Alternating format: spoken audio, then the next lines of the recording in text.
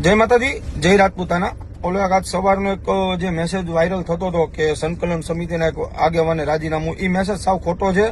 હાલમાં સંકલન સમિતિના આપણા વડીલ રમજુબા બાપુએ એની સ્પષ્ટતા કરી દીધી છે અને આ કામ છે ને જે ભાજપ સાથે જોડાયેલા સમાજ વિરોધીઓનું છે। સૌથી પહેલી ટ્રાય એને એ કરી હતી કે આપણા આંદોલન કોંગ્રેસ પ્રેરિત કહેવાનું, એમાં એ ન ફાવ્યું એટલે આપણા આગેવાનો ઉપર જેવા તેવા આક્ષેપો કરવાનું ચાલુ કર્યું। આ નવું લાવ્યા તો એ લોકોને સ્પષ્ટ કહી દઉં છું કે જેમ અમારા વડીલ કરણસિંહ ચાવડા સાહેબે કીધું એમ કે જ્યાં લગી પરસોત્તમ રૂપાલા ભાજપમાં જોડાયેલો છે ત્યાં લગી આ આંદોલન ચાલુ રહેશે અને રહેશે। તમારામાં જેટલી તાકાત હોય એટલી લગાડી લો। અને અત્યારે આ આંદોલનના આગેવાન તરીકે ઈ અમારા કોર કમિટીના વડીલો પણ છે અને અમારાના છેવાડાના ગામની અંદર બેઠેલો અમારો નાનામાં નાનો ખેડૂતભાઈ પણ છે।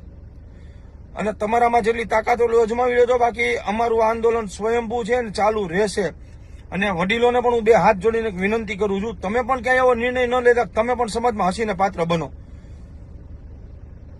સમાજના વડીલો આગેવાનો મારા બહેનો દીકરીઓને એક નાની અમથી વિનંતી કરી દઉં કે હવે આ લોકો વિરોધીઓ, સમાજ વિરોધીઓ એવું કામ કરશે કે આપણા વડીલો પર જેવા તેવા આક્ષેપ કરશે, પણ સમાજ આપણો આ વડીલો ઉપર સંપૂર્ણ ભરોસો રાખશે। આ વડીલો ક્યારેય આપણી આબરૂ નીચી નહીં પડવા દે, એટલો ભરોસો રાખજો। એ પોતાના જીવ દઈ દેશે, સાંભળી લેજો, પણ સમાજને નીચો નહીં પડવા દે।